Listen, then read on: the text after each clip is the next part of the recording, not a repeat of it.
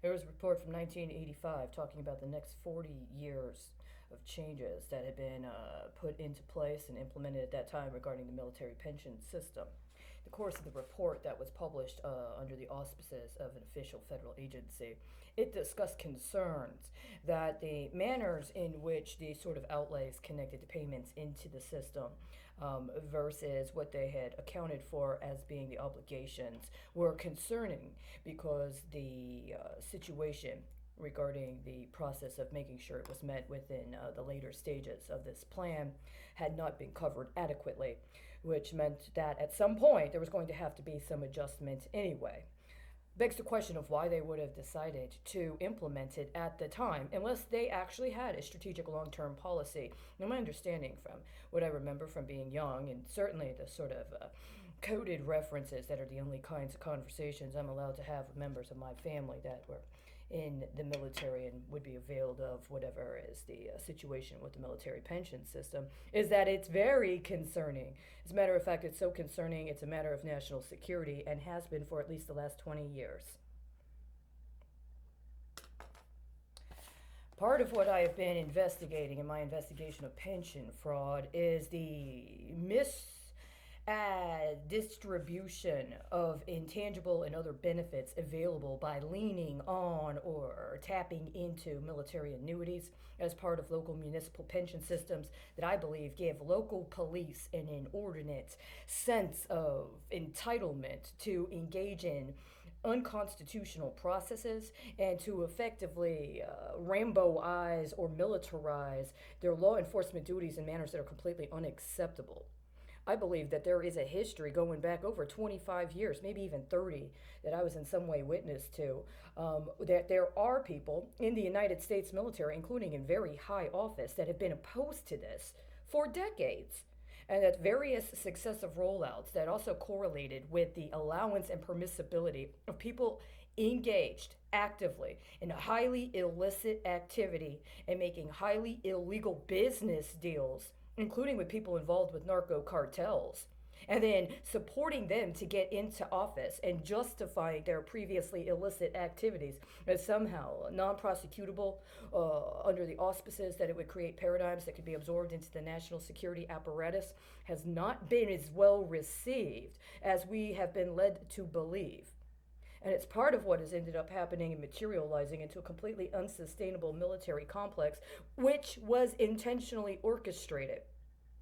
The problem is the people to whom it is being redistributed seem to lack the most basic compunction about taking responsibility themselves for what they allege other people were supposed to be responsible for.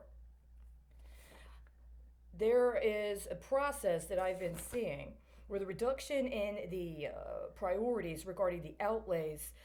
connected to securing the military pension system have been allowed to correlate with changes to research and development and the privatization of R&D and fielding out of it, while there's also been lax enforcement of or application of things like the Mansfield Amendment regarding assuring that there is informed consent in the use of any R&D or any research that is done under any sort of academic project by and for the military. This is not exclusively something that is an abuse of power by the United States military, the Department of Defense. I believe it is primarily motivated by private contractors with the DoD that were allowed to be selectively chosen at certain times with an understanding that later on it would open up the marketplace for other people. And we're actually in a very specific stage of that right now, as evidenced by COVID-19.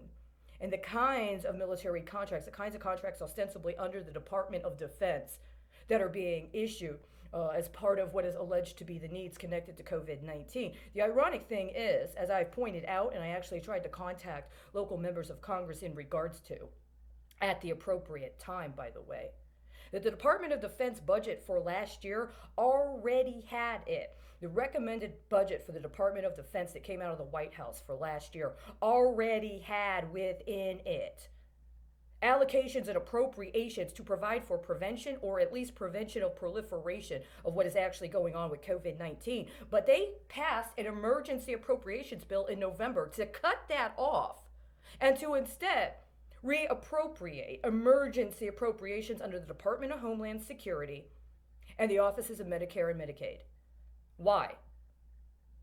I understand in another level that this COVID 19 was absolutely 100% orchestrated and premeditated. But what does that have to do with the military pension system?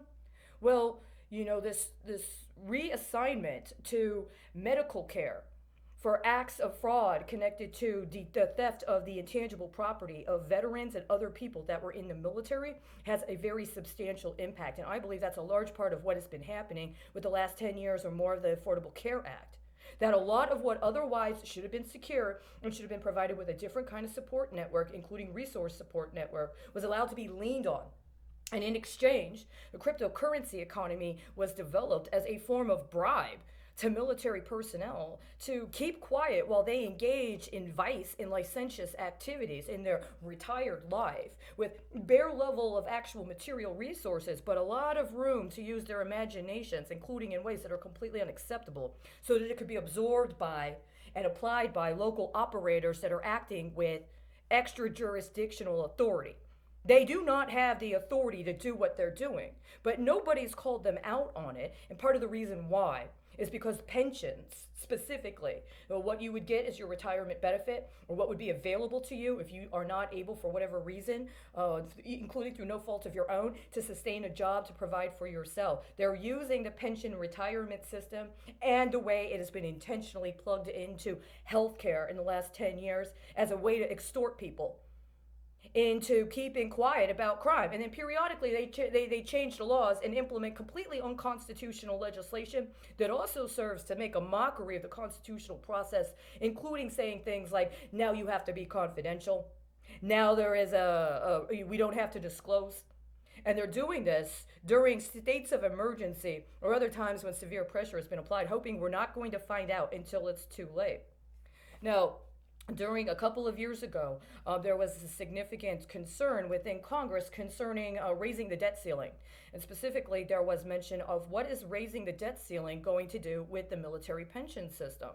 I believe at that time, members of Congress knew that raising the debt ceiling, along with the other pressures that were being applied with the implementation of the Affordable Care Act, was intentionally creating a situation to allow for the intangible property, which also means the responsibility connected to people that were veterans of the United States military, to be illicitly redistributed in manners that would not be verified, or if there was verification, would then try to do some sort of substitution of standards. And so what has happened is we've had a ton of what otherwise would have been quantifiable under a military jurisdiction redistributed to other people who have absolutely no intention of acknowledging it for what it is, much less being held accountable to the standards, including the kind of standards they would have ostensibly held somebody else accountable to if they had not been subjected to some sort of repression or political retaliation for exercising their rights to due process and or their constitutional rights otherwise.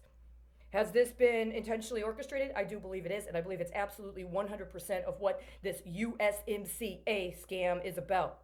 This concept of creating this metaphorical sort of conveyance between the father and the daughter, or in some cases, the parent and the child, but then miring it in vice and licentiousness and a completely illicit process in order to normalize us to vice and licentiousness, while targeting whatever else would be a righteous rage into processes aimed at intentionally destabilizing a federal system, which also means a system of accountability and checks and balances. This has been part of a specific, long-term, multi-decade paradigm that was effectuated by a group of global elites, specifically people involved with an organized crime syndicate in this area of the country. I'm in Dallas, Texas right now, in coordination with other people. And the ideation is that we are in a situation where they're trying to create the warlordization of the world. This whole focus on oligarchies without really defining what that means and identifying a structural means by which to resist it is really about allowing for a kind of cultivation of a cult of personality that is also correlating with the ways that actual resources are being aligned and are being concentrated within the branding of certain named entities, and the parcelization of the planet in extra national boundary and extra nation sovereignty manners is allowing for this process of warlordization. The rule of law, anything that could be considered a balance or some sort of effective law enforcement, anything you could possibly do with the judicial system as legal redress has been intentionally created as a farce and a caricaturization of itself. We're being compelled to engage in some sort of upsmanship of vigilantism and to allow ourselves to be allied with whoever's got the brand that's going to be able to get us the money or the resources we need to take care of ourselves. And ever increasingly, in the kind of situation we're in, that means weapons. And that's why they won't reveal what COVID-19 really is. What it is a biological weapon. Who has access? Who has access to the biological weapon? Who has access to the testing kit to determine how long you're going to be expected to contribute to the war effort? It is illegal in the United States and against international conventions to recruit child soldiers.